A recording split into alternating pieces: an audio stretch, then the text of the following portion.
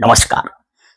एक बार की बात है, एक मंदिर में, गुरुकुल कह लीजिए, एक गुरुकुल में कई सारे शिष्य पढ़ रहे थे। प्रतिदिन का जो कार्य था, शिष्यों का गुरुकुल में आना, शिक्षा ग्रहण करना, गुरु की सेवा करना और गुरुकुल के जो वातावरण थे वहां की साफ सफाई करना और पुनः शिक्षा ग्रहण करके घूमने जाना या टहलने जाना या घर चले जाना। ये प्रतिक्रिया कई दिनों तक लगातार चलती रही। एक शिष्य के मन में एक लालसा हुई कि क्यों न गुरु जी से एक प्रश्न किया जाए। हालांकि उस शिष्य के मन में यह प्रश्न बहुत दिनों से चलता आ रहा था, लेकिन किसी कारणवश वो अपने गुरु जी से वो प्रश्न पूछ नहीं पा रहा था। एक समय ऐसा हुआ कि उसे एक मौका मिला अपने गुरु से प्रश्न पूछने का। गुरु जी चौपाल लगाकर सब शिष्यों के सामने बैठे थे और प्रत्येक शिष्य से अपनी दी हुई शिक्षा का आकलन करते हुए उनसे प्रश्नों के उत्तर दे रहे थे। शिष्य खड़ा होता है और कहता है, गुरुदेव, मैं एक प्रश्न करना चाहता हूं। ये प्रश्न मेरे दिमाग में बहुत दिनों से गूंज रहा है। इस पर गुरुदेव प्रश्न पूछने के लिए हाँ कर।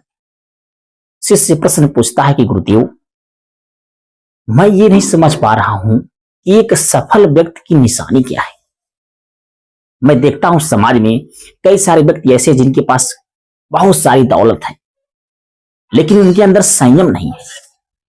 क्या वो धन पाकर सफल व्यक्ति हैं?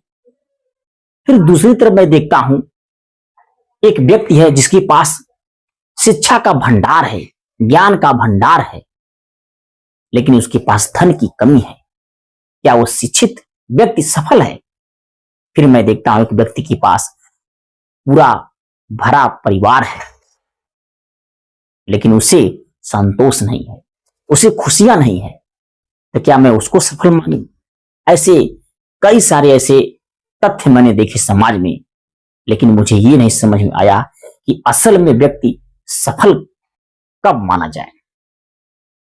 गुरुदेव ने हंसते हुए एक छोटा सा उत्तर दिया। कहा, यदि किसी व्यक्ति के रहने से, यदि समाज में किसी व्यक्ति के रहने से दूसरे व्यक्ति को तकलीफ ना हो, दूसरे व्यक्ति को कष्ट ना हो, दूसरे व्यक्ति को दुख ना हो,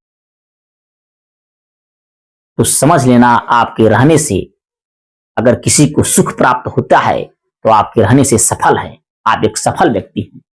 एक सफल व्यक्ति की निशानी यही है कि आपके होने से किसी दूसरे व्यक्ति को खुशी मिले, वही आपकी सफलता है। सफलता का अर्थ धन, दौलत, ज्ञान, अज्ञान, परिवार से नहीं है। आपके रहने से अगर दूसरे व्यक्ति को खुशियां मिलती है तो समझ लीजिए कि आप एक सफल व्यक्ति हैं। जय श्री राम।